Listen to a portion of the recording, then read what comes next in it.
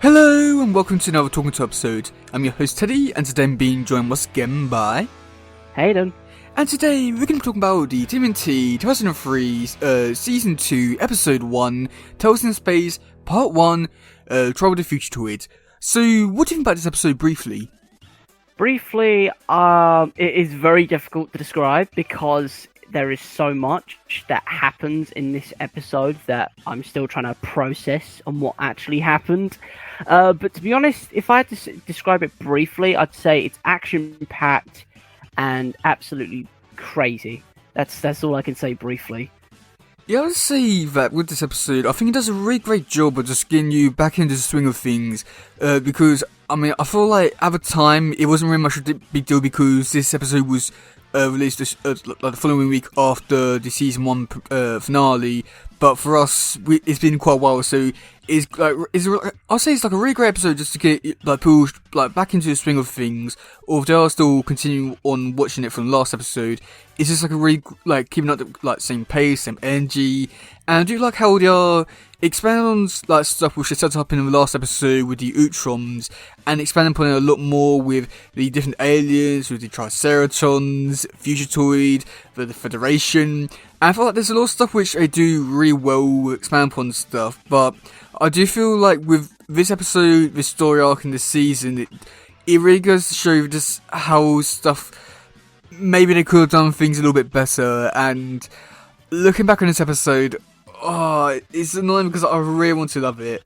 But yeah, so, God, where do we even begin with this one? Let's start with the planet, the Hunib. So with the Hunib, we do get see the turtles land on this, like, new planet, and we do get to explore a little bit. What do you think about this planet so far? So far, this planet is very different to what we're used to seeing in the Teenage Mutant Ninja Turtles. It's set in this futuristic city on a different planet in a different galaxy far, far away. And it is very cool to see this because it is quite a drastic change from the built-up city skyline of New York City. And just to see this new galaxy, this new city, this whole new culture of different things, it is really cool. And to be honest, I kind of like it. I kind of love this sci-fi take what the Turtles are doing right now. Like, it's new, it's something exciting. It's not compared to the same old copy and paste city skylines of New York. We're getting something completely brand new and out of the box.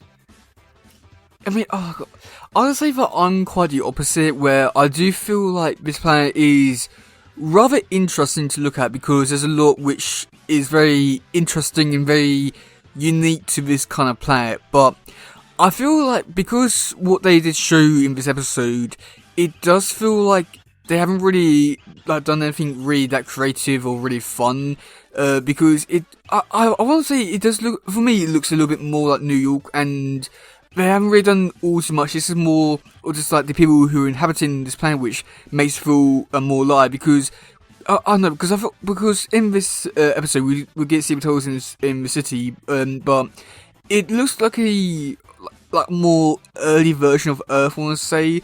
But when the turtles go down into the sewers, it's more or less the exact same as Earth. So I feel like I wish there was like some like parts of this planet which were a little bit more different, because even when we do get to see like Fugitoid's origins, and we do get to see him like running through the woods where it's all like very different with crabs and the different trees and the grass, that looks like really interesting and fascinating. But with the actual stuff on the parts which we do get to explore in this episode, it just feels like they're not really using it to the full advantage to do like just have so much fun with it. They're just like sort of like just basing off what they already have. So I do feel like that's a little bit disappointing. But the one annoying thing which I don't like is how they have this very interesting world, and the place which we begin this whole episode on is the most boring place ever, an alleyway. But in saying that, we do get to see the Fugitoid. He's running through the streets. Let's talk about him first. What do you think about the Fugitoid? Well, at first glance, this robot comes out of nowhere. He's being chased down by these soldiers, and we don't know what it is or who he is, and we don't know who these soldiers are. All we know is that this guy's in trouble, and he needs to escape. And of course, seeing the future droid for the first time was very different because it's a different character, someone new, someone that we haven't seen before, especially for me. Something that I've never seen before, like a robot on a distant planet in a distant galaxy, running away from these soldiers. But to be honest, this character was really cool. He was really interesting. He was very different because he sounded very sophisticated, something very intelligent being, or humanoid or sentioid or whatever we've been him, but he seemed very intelligent, very smart, but also very cowardly and scared. That's what the voice is. His voice is very cowardly and scared, but also very intelligent. Yeah, what I got of him at first glance. I have to say that with Fugitoid, I was also showing him with like the space kind of things with turtles. So also not to mention he's a smart kind of character, and I do feel like with some of those kind of characters they can be very butchered as characters, and I feel like sometimes they're not live up to the full potential. And I think that with this version of Fugitoid, he's very there's a lot of stuff which I do enjoy about him, and like you said, he is very sophisticated and a very smart man, and there's a lot of stuff which I think that there's a lot of stuff in there which you can do with his character, and especially because I just recently read like a comic which was sort of exploring the whole idea of the Fugitoid, where sort of like questioning like if Fugitoid is actually Professor Honeycutt, or if he's the robot, or something in between. And I feel like there's a lot of stuff which you could really do with his character, and a lot of stuff like that, but I feel like he's just like very limited to what he can do in Turtles. But it also feels that because he comes off like sort of like a bit scared and stuff like that, but it comes off a little bit weirder because of how like scared he is kind of way. Even though he's one who actually lives on the Hoodib, and the Turtles are sort of just have all the confidence, but yeah, they're not laughing. It just seems like very counteractive with all the personalities with the Turtles, and especially like seeing how he is with like someone like Donatello, who like both very smart, but they're so like very different.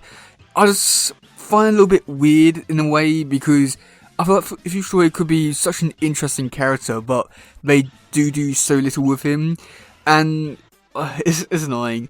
But yeah. So when we do get to see the Turtles, they do have a very amazing battle in the alleyway with the Federation. What do you think about that fight scene there?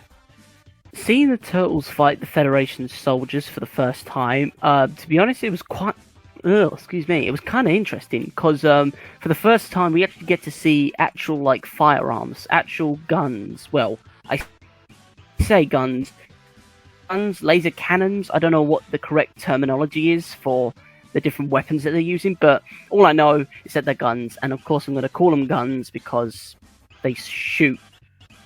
I don't know, but I'm just going to refer to them as guns. So basically these guns, we get to see them for the first time being used against the Turtles, and of course back in New York, back on Earth, we only get to see the Turtles and the Foot Clan fight with traditional style weaponry like katanas and blades and all that, but on here we get to see guns, weapons, and all sorts of crazy stuff.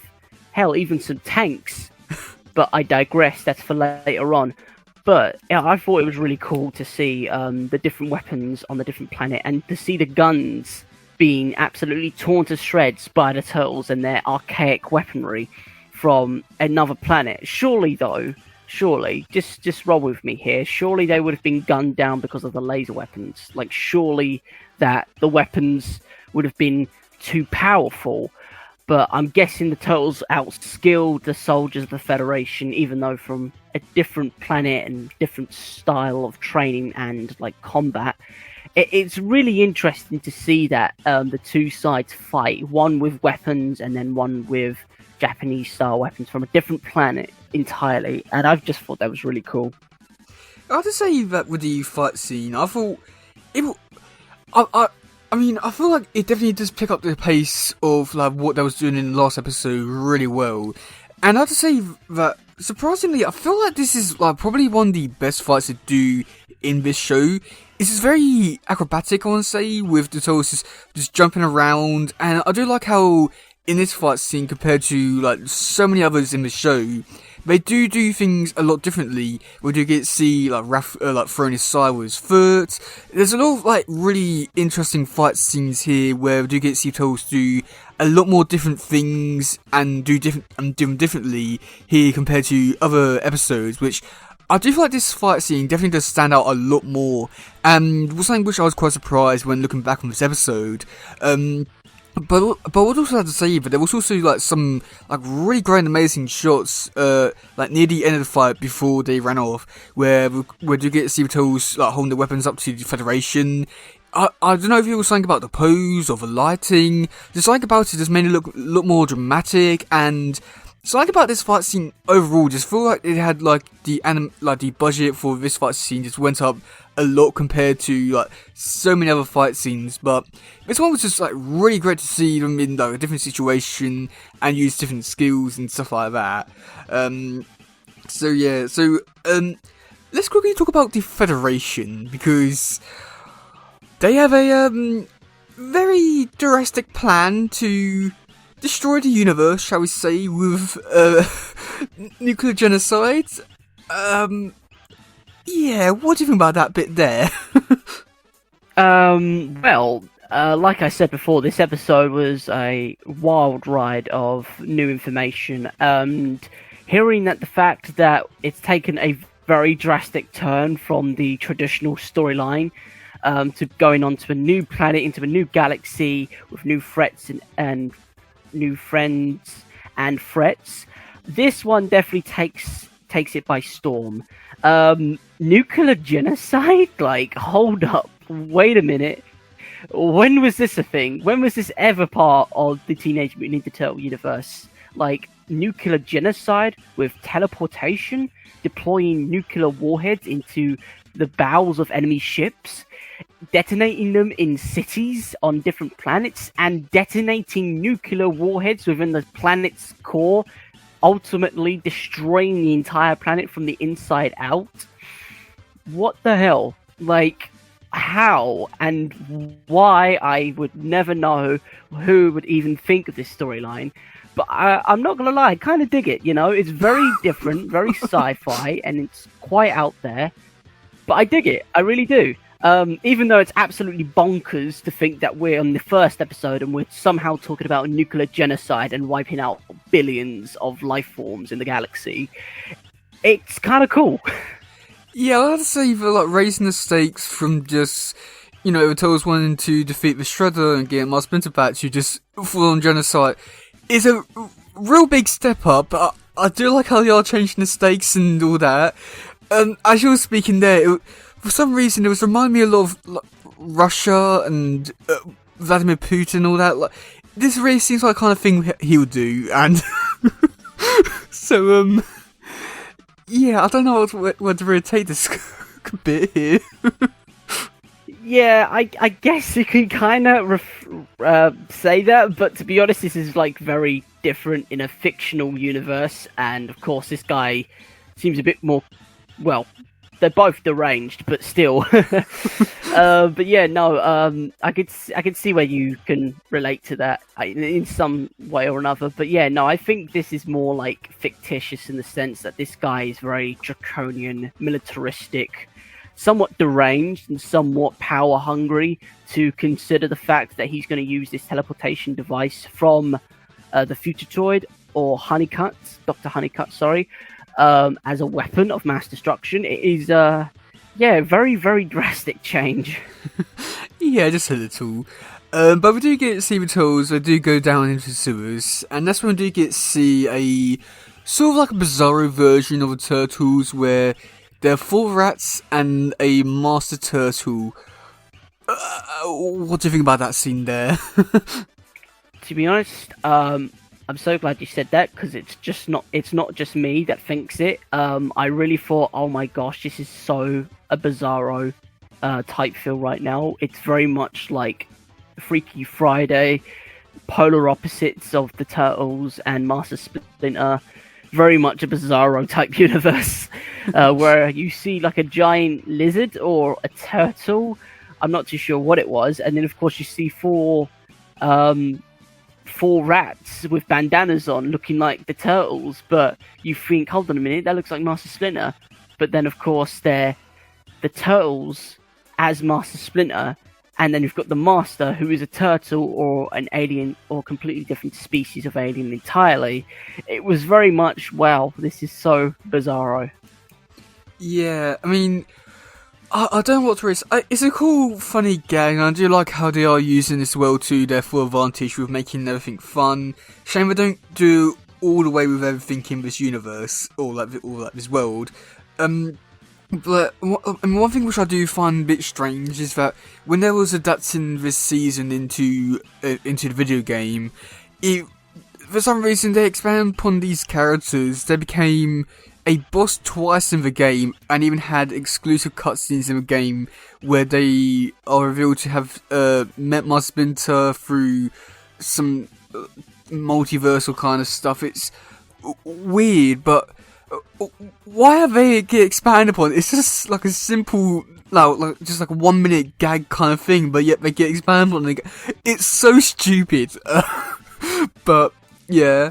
But then after that, we do get the reveal of Fishroy's origin of how he came to be, where he was a human working for the Federation, born teleporter, but but then got his mind was put into the fish droid and was on the run. What do you think about his origin story? I thought his origin story. Sorry, I thought his origin story was pretty cool. We get to learn about how Future Toyd came about and why he was running away from the soldiers in the first place.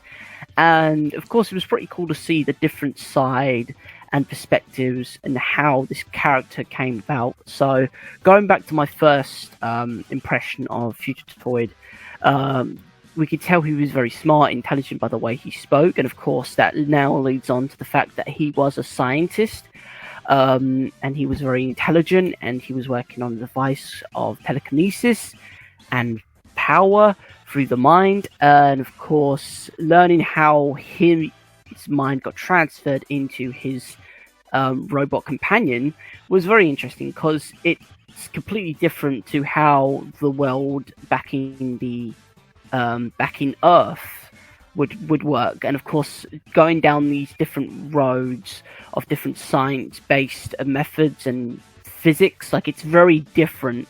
Like it back on Earth, maybe that would happen, but in this world, anything can happen. They can change the narratives, they can change the story because it's something new, which I do like about it. Like you said, they're using this world to their full advantage. So they're taking a different perspective on how they can create characters from fictitious and hypothetical events, such as being hit by a lightning storm, and transferring their two consciousnesses into one another.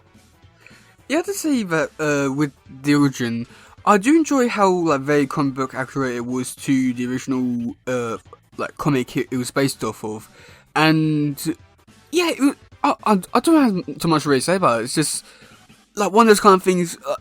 It's an okay kind of origin, and I do like how, like I've already said before, like they are like raising the stakes of everything, can expand upon things that have come before, and this does feel like the natural next step for the Turtles. In some weird way, it just is, and yeah, I mean, I enjoy how comic book accurate it was, and yeah, that's all I really got to say about it. It just feels like a natural next step.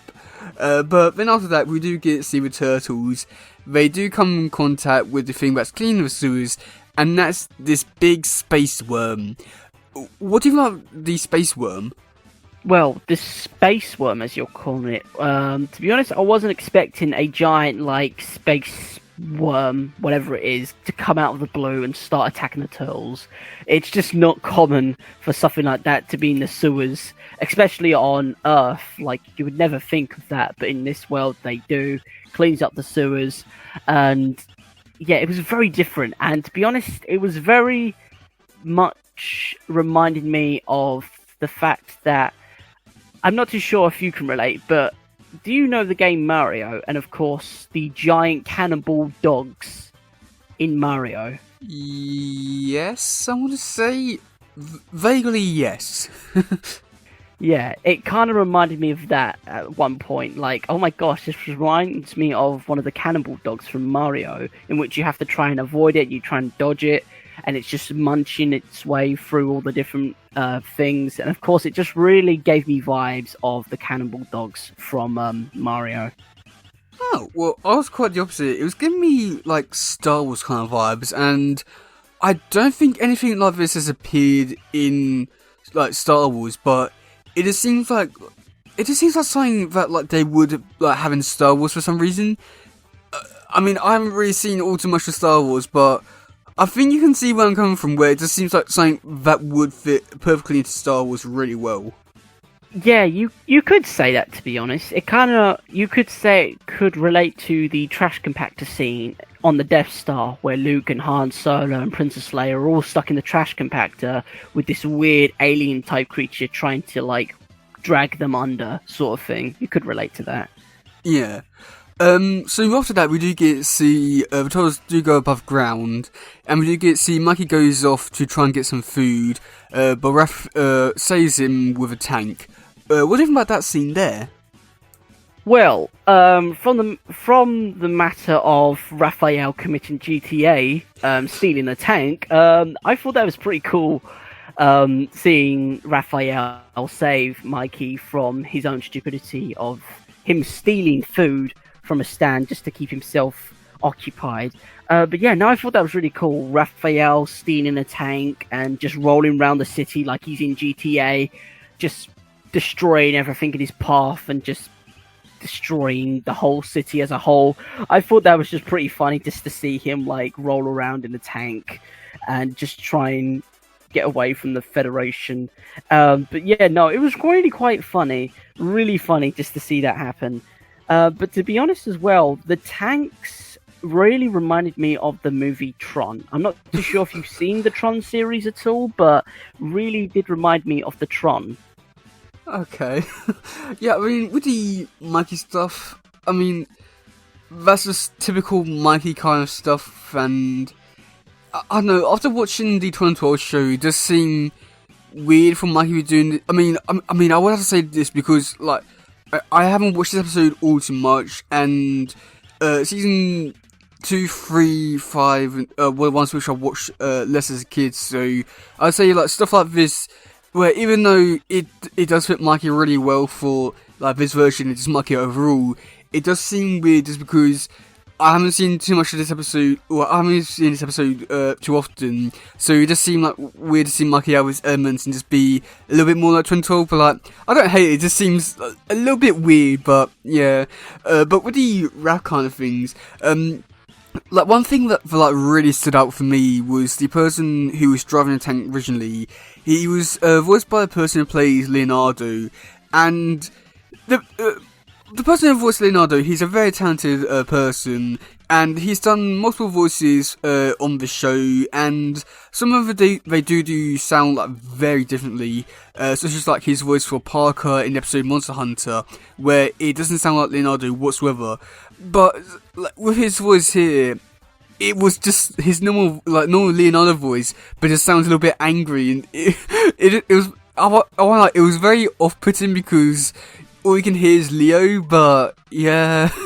I mean, I do like how this version of Turtles, and at least like the voice actors, they are very talented people where they can do 101 different voices and they all do sound very differently. So I do like that, but you know, with like a studio kind of thing, you would think that they would get like something a bit more like different than just Leonardo sounding a bit angry. This sounds weird and off, but yeah, but Raph driving the tank, that suits him too well. It shouldn't work too well, but it surprisingly does.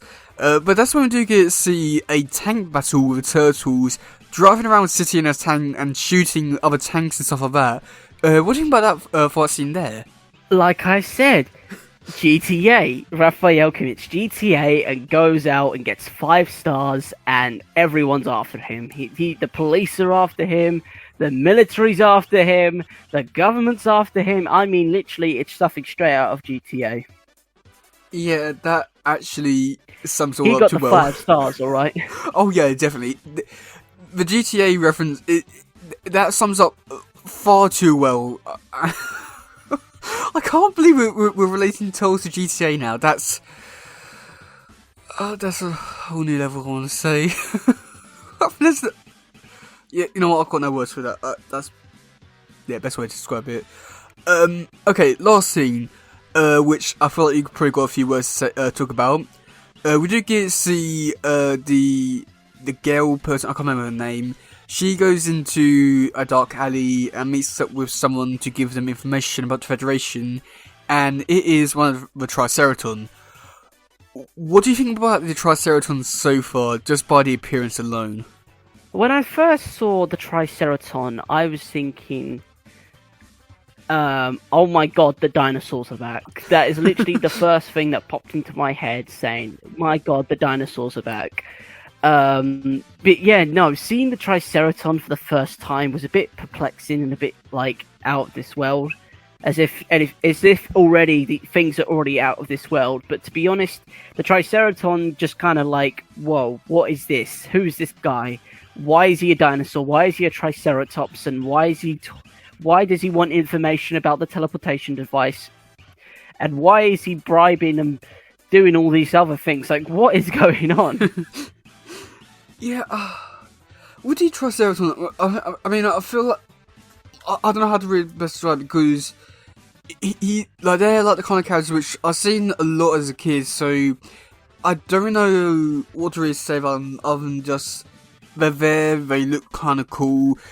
I mean, it's like really great to see that they're doing some really fun stuff with the aliens outside New York, and it's really fun to see them bringing other stuff from the comics into this series and stuff like that. And I just don't know what to really say about them, because with each version of the Turtles, they do their own interpretation on them. And with this version, I'd say that they're probably one of the best versions of them.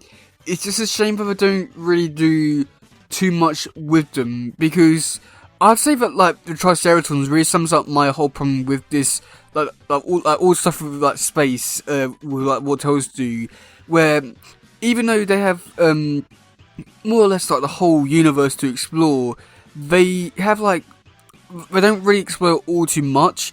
And I feel like you definitely might have seen this a lot in this episode, where even though they want the Hoonib, they're just there, and they interact with people, but they don't fully expand upon the things. And I do think that this is something which I do really well in Fast Forward, where they do take all the aliens and all that kind of stuff and then expand upon it and make it into something much more than the way it is. But I think that because Lava Tolls only have like a few few issues or few episodes to tackle some of the space stuff, it never really feels like some of the stuff is really explored and expanded upon.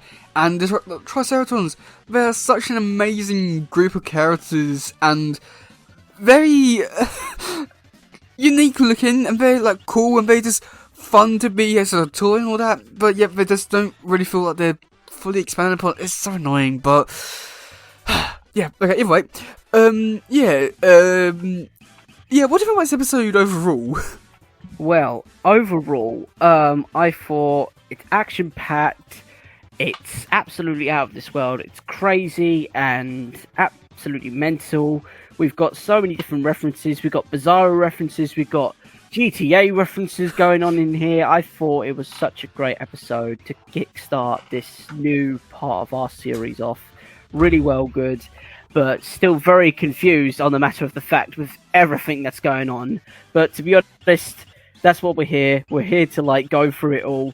But no, I thought this was just a really great episode to get us back into. We are just going straight into this whole new world, completely blindfolded, especially for me. Like, this is just all very new, very exciting stuff that we're exploring as a part of this series.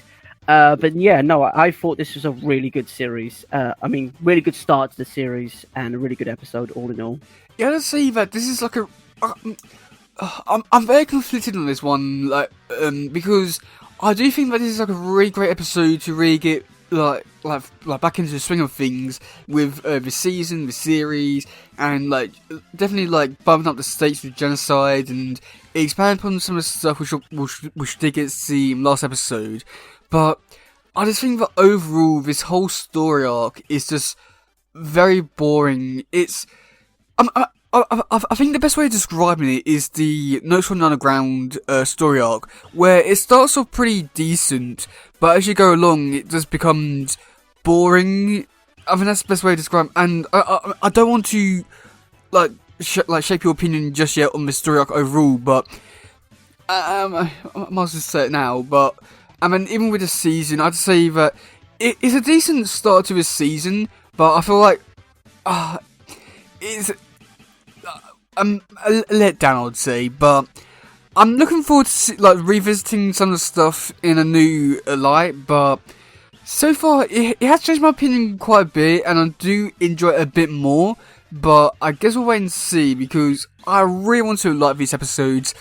But yeah, so do you think anything else to say, or should we move on to the next bit?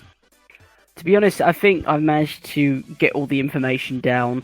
Of course, we've covered some crazy stuff like going to new planets, and of course, Raphael GTA. That is going to be an ongoing thing. I'm sorry, but Raphael and this him stealing the tank, it's just GTA written all over it. Yeah. But yeah, no, I think I'm finished. Okay, well, so I do have some comments. On YouTube we got Unsea Rose, they reply with quite a bit.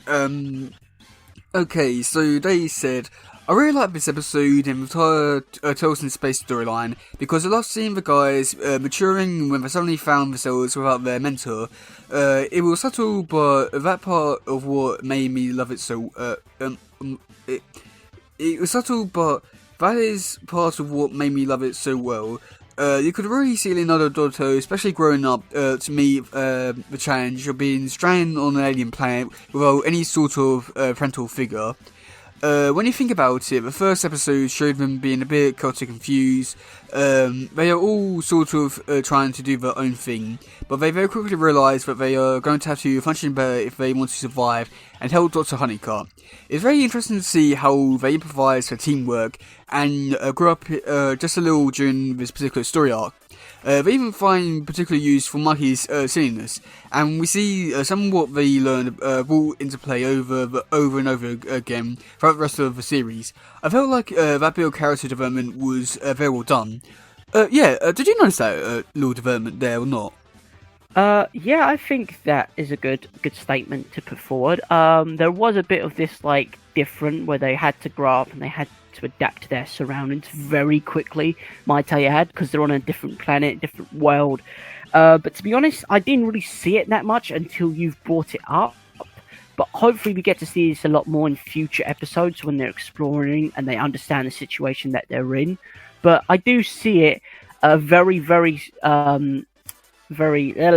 briefly though in this episode. But it's a good statement to add, and it's a good thing to think about as well. Yeah, I mean, I do think it's one of those kind of things that it's not one of those very subtle kind of things. I'd say very subtle because I feel like everyone has missed this, and I feel like only now when you do hear about it, saying oh yeah, the Turtles did grow up quite a bit and mature, and you look back and you're like, oh yeah. So I feel like they could have done a better job at that, but I do think it's great to see that they are doing some development, but I feel like it wasn't very noticeable until we do point out. Okay, Marissa Lita, they put, what I think is that once they land on the Hoonid planet, they look confused and lost at first, but then they start helping the Fugitoid. But I do see a change in Lino when he starts to worry about my Splinter and getting home. When I look at this picture, I see how serious Leonardo looks. Why all of a sudden he starts to think like an adult? Yeah, I mean, again, I think that is also adding on to the whole thing of them growing up and maturing, which is great. And then the last comment is from Aisha Demon 5832. They put been waits for this one. Woohoo! I love the Turtles in Space episode. Probably some of my favourite, along with some episodes near the end of the season. And yeah, so yeah, I think overall it seems like most people do enjoy this episode, which I just hope that I do enjoy this episode over the next few weeks. So yeah. Okay, so should we move on to the next bit? Let's do it. So, okay, so do you want to hear some trivia about this episode? Let's hear it. Okay, well, trivia is really disappointing. There's only 2 bits. So the first one is the fact that this episode adapts parts from the Total Comics from the Future Tour special issue, and also issue number 5 of the Mirage Comics. And also, Monkey sees 4 mutated rats and an old turtle guarding them. One says Cowabunga. So, yeah, the thing isn't really that great. But yeah, and I mean, for some actual good trivia, which I think you might be really surprised by, Fugitoid was actually the first Turtle character to ever be created, even before the Turtles. Really? Yeah. That is very interesting to know, because I always thought the Turtles were the first of the first. I never knew Fugitoid was like the foundation of the Turtles, I'm guessing. Yeah, it was Fugitoid came first, and then after that, they created Turtles, and that's how they incorporated the Fugitoid into it, and all the other characters still came after that. So yeah, okay. So for the cast this episode. We had Donatello voiced by Sam Riegel, Fugitoid, Professor Honeycutt, Professor Sal, and also like General Blank is voiced by Pete Zarastik, also known as Oliver Wyman. Leonardo voiced by Michael Nicholas. Michelangelo voiced by Wayne Grayson. Raphael voiced by Frank Franson, aka Greg Abry. Then also some other characters. We've got Lone, who's the girl by General Blank's side, voiced by Rachel Lillis. And then some other the Human soldiers, they're voiced by various people. The commander, or the Triceratops called Commander Mozart, was by Dan Green. I believe that was the only thing there.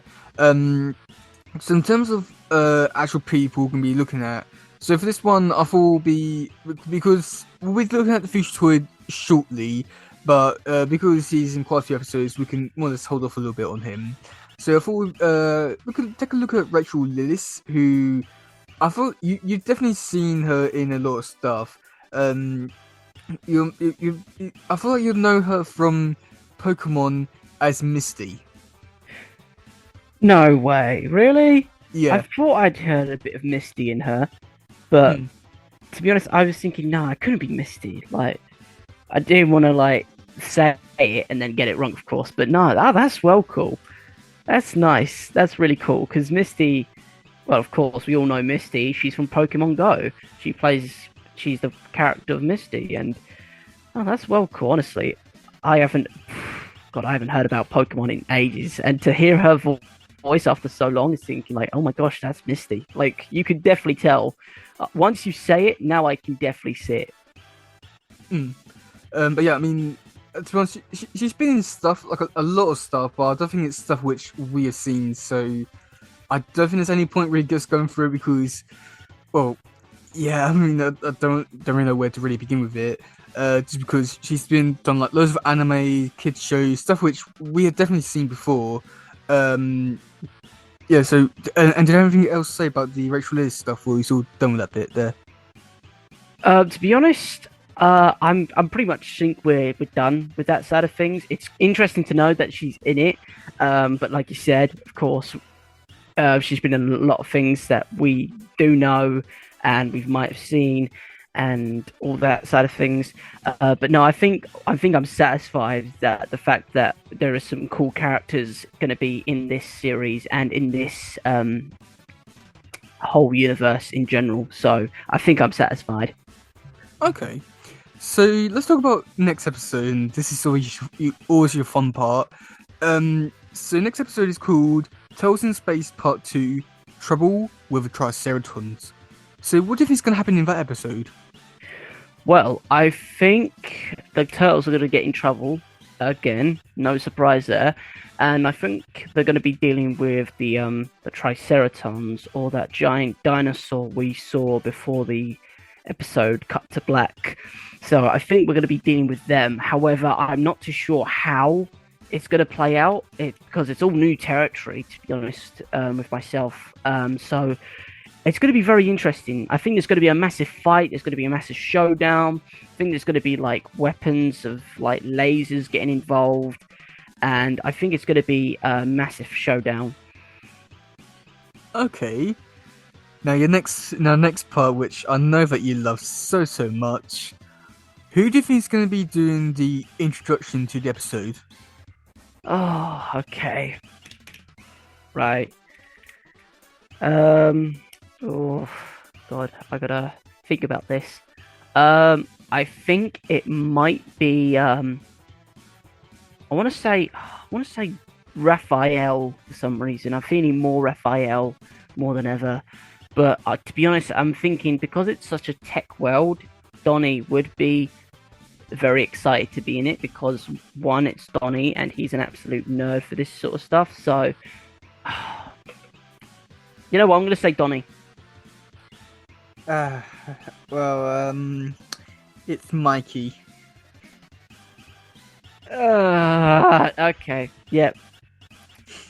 Mikey. Of course it's... Oh, yeah, no, because Mikey got caught. Well, no, he didn't get caught. But, yeah, no. Yeah, okay. Mikey, it is. I mean, you sound somewhat bit disappointed, but at the same time, as if you knew it was going to be the answer. Yeah, a part of me kind of felt like it was going to be Mikey for some reason, but I thought I'd go with Donnie because Donnie is like the tech guy. He loves this sort of stuff. He's in the future. Well, not the future, sorry. I say another planet, and he's messing around with all the tech, and I thought he was going to absolutely nerd out as such, like going to be absolutely going crazy, just trying to learn all this new tech and all that. But no, it's Mikey. Yeah, anything else to say about this episode, or is all done with this one? To be honest, this episode is a really good starting episode for this season. Like, it's kickstarting off very strong. The turtles are in a complete new world, and everything's been turned upside down for them. And we don't know what's going to happen next. As the audience and as myself, being very new to all of this is just a very drastic change in what I'm used to seeing. To be honest, with compared to the other seasons and other episodes that we've looked at together, we've been stuck in New York. We haven't explored the universe of the Teenage Mutant Ninja Turtles until now. So this is all new territory for me. So I am completely in the dark. Yeah, I'd say that this episode was pretty good for the most part, and there was definitely some flaws, which it is annoying because these episodes aren't some of my favorite, but they'll do, I guess. But yeah, that's gonna be it for today, guys. If you want to go into the podcast, you can leave a comment either on Reddit, YouTube, anything along those kind of lines.